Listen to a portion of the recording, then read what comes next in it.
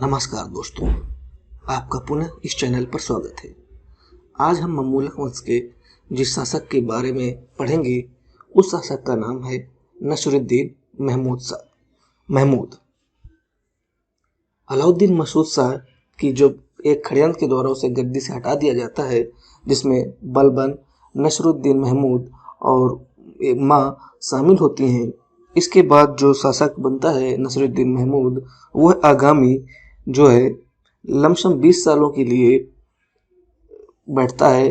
1246 से 1266, कहीं कहीं का पर 1265 का भी उल्लेख मिलता है। यानी कि लगभग 20 सालों तक का जो शासन है, वो जो सुल्तान है वो नसरुद्दीन महमूद संभालेगा।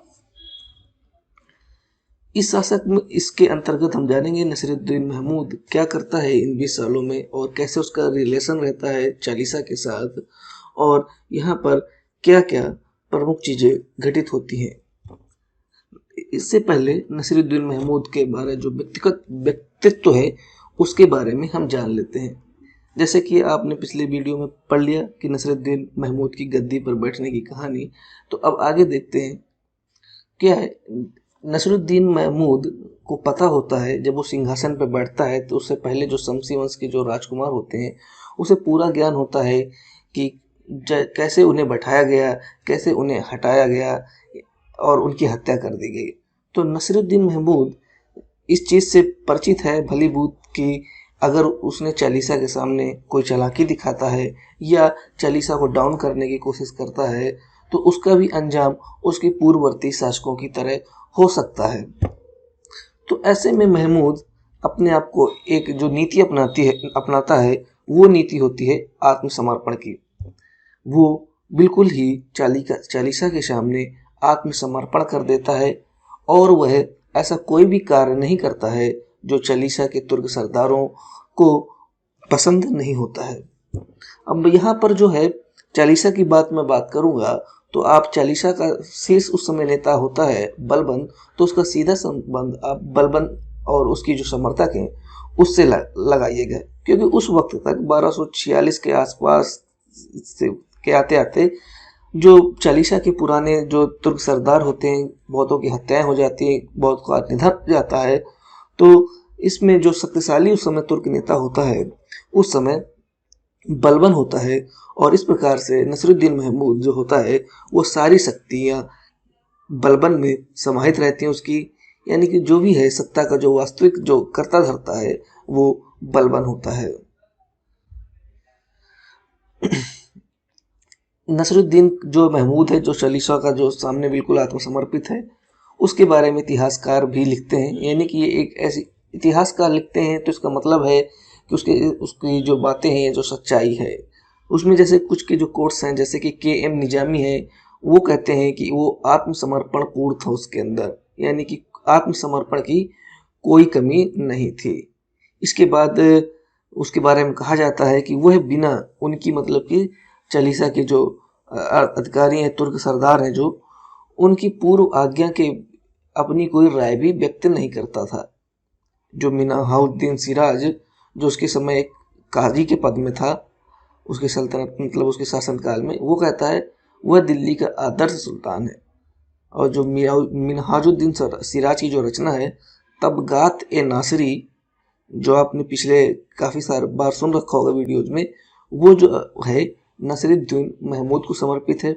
अगर पूछ ले कि तबकात ए नासरी किसको समर्पित है तो आपका जवाब होगा नसरुद्दीन महमूद। मिन्हाजुद्दीन की जो रचना है तबकात ए नासरी में इसके पूरे मतलब कि शासनकाल का उल्लेख नहीं मिलता है, लमसम 10-15 साल के ही शासनकाल का उल्लेख मिलता है। तो अब तक हमने जान लिया कि ये नसरुद्दीन महमूद बिल्कुल ही मतलब कि अपने हैंड ओवर कर चुका था और बागडोर एक अप्रत्यक्ष रूप से बलबन के हाथ में थी। इसीलिए इस काल को बलबन का काल भी कहते हैं। और जो इसके बारे में महमूद के बारे में जो और दो प्रश्न बनते हैं, एक तो इस क्वालिटीज थी, वो एक बहुत अच्छा सुलेखक था, और जो एक है अधिकांश समय वो धार्मिक कार्यों व नमाज के पढ़ने में व्यतीत कर लेता था। वह कुरान की नकल करता था और उसी को बेचकर अपने परिवार का पालन पोषण करता था। तो ये भी एक कभी कभी प्रश्न पूछ लिया जाता है कि दिल्ली सल्तनत का वह कौन सुल्तान है जो कुरान की नकल करता था और उसे बेचकर अपने परिवार का पालन पोषण करता था। तो इसका जवाब है बच्चों नासिरुद्दीन महमूद। इसे आप ध्यान रखिएगा। ठीक है, अब बढ़ते हैं आगे। क्या है, मैंने कहा कि ये बलबन का उत्कर्ष का समय है। और बलबन क्या करता है, बलबन तो चलिए उसको नसरुद्दीन महमूद को बैठाता है सिंहासन में, और वो एक तो मतलब कि मोस्ट इम्पोर्टेंट पर्सन बन ही जाता है। लेकिन इसके बाद जो ये रिश्ता है जो प्रशासन शासक का, इसके बाद वो अपनी इसको एक रिश्तेदारी में भी बदल देता है। बलबन क्या करता है, अपनी बेटी का विवाह महमूद यानी नसीरुद्दीन महमूद के साथ कर देता है। ये कहानी लमसम 1248-49 के आसपास की होती है। जब बेटी की शादी बलबन महमूद से कर देता है तो इसके पश्चात जो है महमूद उसे उलूग खां की उपाधि देता है। प्रश्न बच्चों ये भी बहुत पूछा जाता है, इससे दो प्रश्न बनते हैं। दिल्ली सल्तनत का वह कौन सुल्तान है जिसने उलूग खां की उपाधि प्राप्त है जिसको, तो आपको उत्तर है बलबन। दूसरा प्रश्न बन जाता है बलबन को उलूग खां की उपाधि किसने दी, तो आपका उत्तर है नसीरुद्दीन महमूद।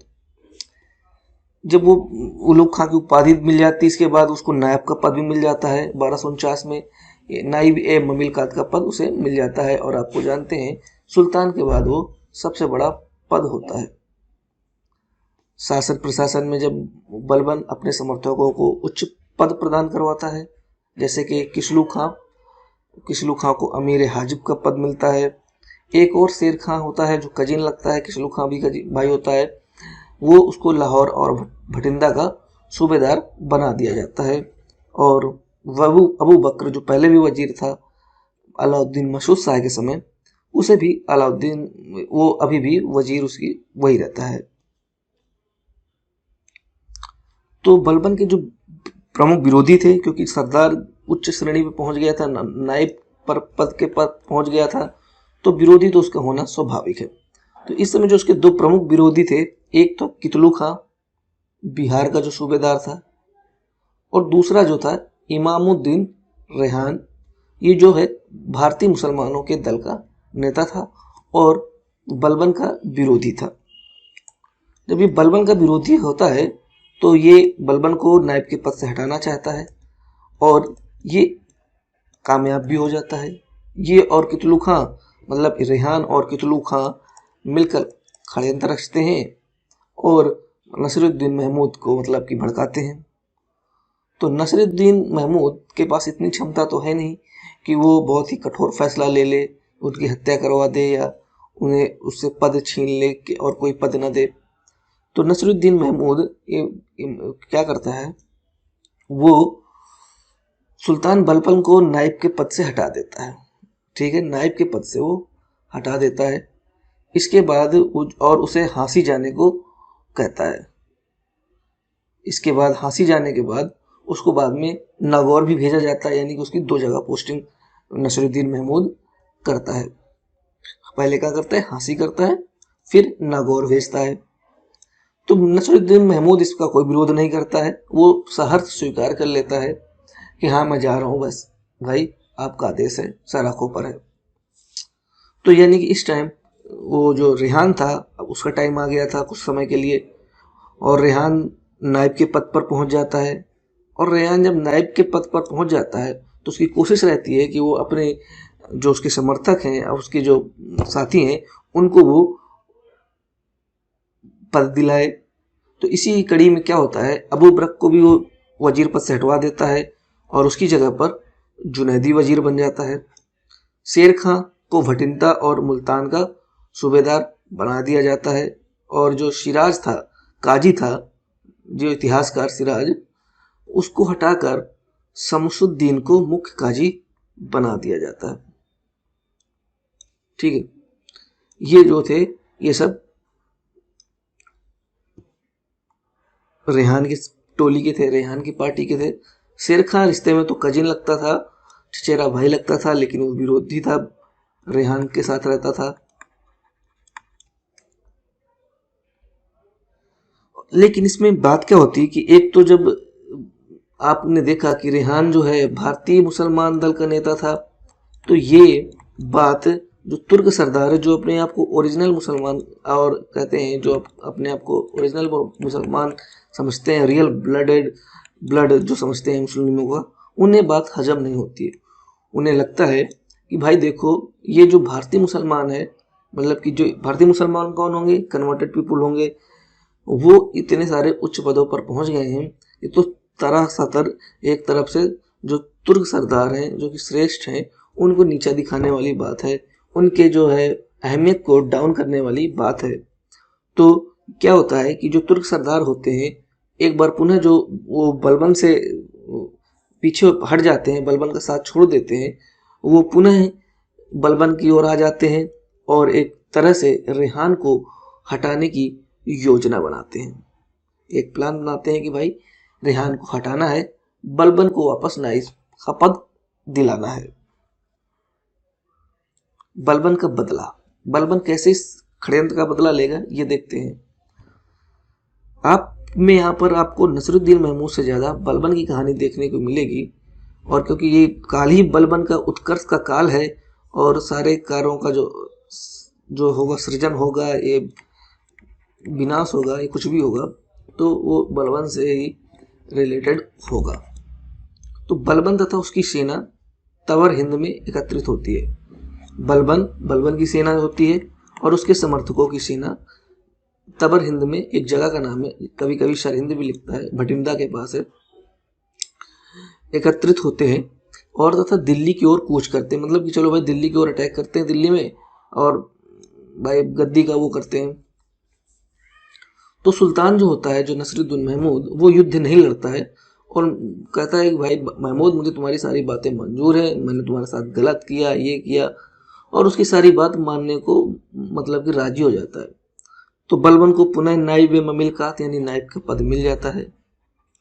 रेहान क्या होता है, रेहान पहले बदायूं भेजा जाता है, फिर बहराइच का इक़्तिदार बना के भेजा जाता है, जहाँ इसकी मृत्यु हो जाती है, और यानी कि इसकी हत्या बहराइच में कर दी जाती है, क्योंकि दमन तो करना ही है बलबन को अपने जो दुश्मनों का है। रेहान के बारे में कहा जाता है धर्मोचित, शांति का अपहरणकर्ता एवं वह षड्यंत्रकारी की संज्ञा दी गई है। ठीक है। नसरुद्दीन महमूद के काल में बलबन के जो कार्य हैं, नायब के रूप में देखेंगे, जो विरोधी तुर्क का दमन वो कैसे करता है।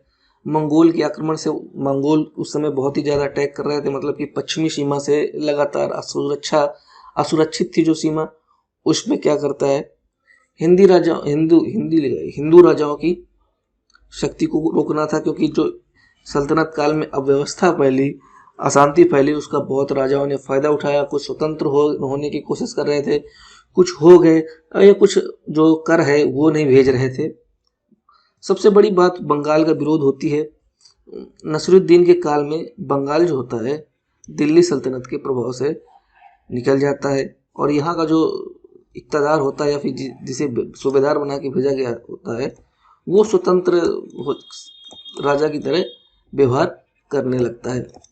उसे बंगेलखंड का भी सामना करना था, विद्रोह का। मालवा के पर भी वो करता है, राजपूताना जो है विद्रोह, उसका भी वो दमन करता है, मेवातियों का भी उसे दमन करना है। तो ये जो है नसरुद्दीन महमूद के काल में बलबन जो ये सब काम करेगा। विरोधी तुर्क के दमन में पहला तो उसने, देखिए, रेहान को तो उसने ख़त्म ही कर दिया, और इसमें देखेंगे रेहान को ख़त्म कर देता है। इसके धीरे धीरे वो अपने सारे जो हैं उसके जो प्रतिद्वंदी होते हैं, जो उस समय तो इमामुद्दीन रेहान था, कुतलुक खां था जो बिहार का सूबेदार था, और उसका जो चचेरा, उसका जो एक भाई था किशलू खां, ये उसके जो 3 प्रमुख जो है प्रतिद्वंदी थे। नंबर 1 कौन था, रेहान। नंबर 2 है कुतलुक खां, कितलुक खां भी कहीं लिखा मिलता है, और तीसरा है किशलू खां। आपको बता दिया उसने, रेहान को तो समाप्त कर दिया बहराइच में। कुतलुक खां को भी वो विद्रोह जो होता है, कुतलुक खां और किशलू खां जो होते हैं, वो 1255 में दिल्ली में विद्रोह करते हैं, और यहाँ पर वो उनको विरोध को दबाया जाता है और किसलू खां को जो विरोध करता है वो उसको भी मार डाला जाता है 1259 के आसपास। और 1259 के आसपास में कुतुलुक खां को और किसलू खां जो है मेन, उसकी जो है हत्या हो जाती है। दूसरा जो उसका जो है आक्रमण, उस समय मंगोल के आक्रमण से रक्षा करना होता है। मंगोल में लगातार उत्तर पश्चिम सीमा से मंगोल जो थे वो विरोध कर रहे थे, दिल्ली सल्तनत की जो स्थिति थी उसको लगातार कमजोर कर रहे थे। एक जो आंतरिक जो कलह थी, क्या कह सकते हैं कि आंतरिक जो कमजोरियां थी, उसका फायदा उठाने की वो कोशिश कर रहे होते हैं। तो नसीरुद्दीन महमूद के शासनकाल में जो है एक जो शासक होता है, मुल्तान और सिंध पर अधिकार करने की कोशिश की जाती है। एक जो होता है सैफुद्दीन कारलूक जो होता है वो मुल्तान पर अधिकार कर लेता है, किंतु बाद में उसे छोड़ना पड़ जाता है। तो इस प्रकार से मंगोल आक्रमण से भी उसकी रक्षा करता है। मंगोल आक्रमण में किसलू खां जरूर उसका विरोधी होता है, उसके अगेंस्ट रहता है, लेकिन जो नियंत्रण करने में किसलू खां का अहम योगदान रहता है। हिंदू राजाओं की शक्ति को भी रोकना था, क्योंकि इल्तुतमिश के बाद जितने भी कमजोर उत्तराधिकारी हुए और वो जो विवाद में षड्यंत्र रचता गया, तो दुर्बलता आ गई थी इस शासन में।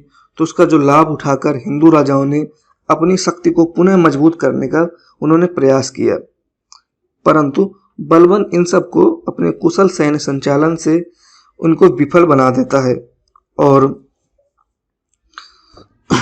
जो ये समस्या है उस पर काफी हद तक वो सफल पाता है।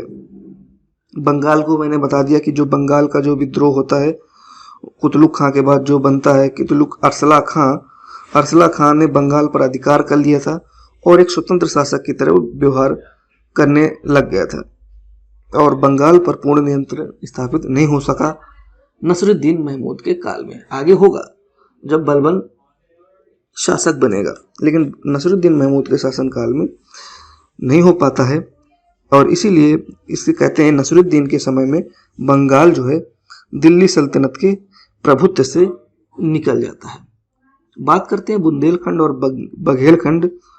बुंदेलखंड में उस समय चंदेल शासक त्रैलोक्य वर्मा, वीर वर्मा एवं हमीर वर्मा का शासन था और ये लोग अपने राज्य का विस्तार करने में लगे हुए होते हैं और 1248 के आसपास बुंदेलखंड के क्षेत्र पर आक्रमण कर इन्होंने ये चंदेल जो विस्तार कर रहे थे उनको विस्तार पर विराम लगा दिया। इस प्रकार से बुंदेलखंड के जो राजा थे चंदेल, इन पर भी उन्होंने कामयाबी हासिल कर ली। इसके बाद मालवा का विरोध, मालवा का मतलब कि जो होता है उसको भी सहन करता है और वहाँ का जो ग्वालियर का शासक, जो उस समय मालवा में ही ग्वालियर पड़ता है, वहाँ का शासक चाहरदेव होता है, उसको भी वो हराता है और मालवा को कब्जे में कर लेता है। राजपूताना क्षेत्र में जो उस समय चौहान और गोहिल वंश का शासक था और अपना प्रभाव बढ़ाने का प्रयास कर रहे थे और बलबन ने इन्हें कंट्रोल करने में सफलता हासिल कर ली। इस प्रकार से मेवातियों का भी दमन करते थे। मेवातियां एक प्रकार से लूटपाट का काम करते थे और ये जो होते थे मेवाती, जो मेवात क्षेत्र के भट्टी राजपूत हुआ करते थे और ये जो सरकारी रसद एवं खजाना लूटा करते थे, मुसलमानों के जो राहगीरों से होते थे वो सामान छीन लिया करते थे। तो यानी बिल्कुल लूटपाट करते थे और 1260 के आसपास बलबन ने इनका भी कंट्रोल कर लिया। तो ये था नसीरुद्दीन महमूद की जो समस्याएं थी और वो कैसे उस पर बलबन जो है काबू करता है।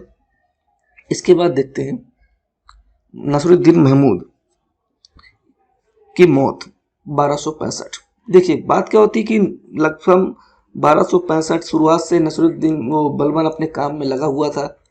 विरोधियों का दमन उसका जो मेन काम था।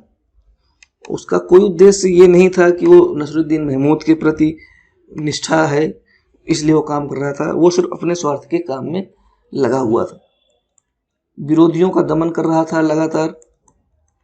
आगे देखेंगे जब बलबन का कार्यकाल देखेंगे उसमें थोड़ा डिटेल से जानेंगे उसने किस प्रकार से विरोधियों का दमन किया। और इसकी जो मौत है नसीरुद्दीन महमूद, उसमें जो बलबंद है तो काफ़ी मतलब कि मजबूत हो गया था। तो अब ये नसीरुद्दीन महमूद के मौत में दो कहानियां बनती हैं। एक तो उसकी एक जो पक्ष है इतिहासकारों का, वो जो नसीरुद्दीन महमूद की जो मौत है उसको आकस्मिक और मतलब कि प्राकृतिक मौत बताता है, और यानी कि किसी पे भी प्रकार का षड्यंत्र नहीं रचा गया है। और जो दूसरे जो कुछ इतिहासकार हैं, जैसे कि एक इशामी जो इतिहासकार हैं, उनकी एक पुस्तक है फतूह सालतीन, उसमें वो बताता है कि बलबन जो है नसीरुद्दीन महमूद को धीरे धीरे जहर देता था, यानी कि एक साथ जहर नहीं दिया।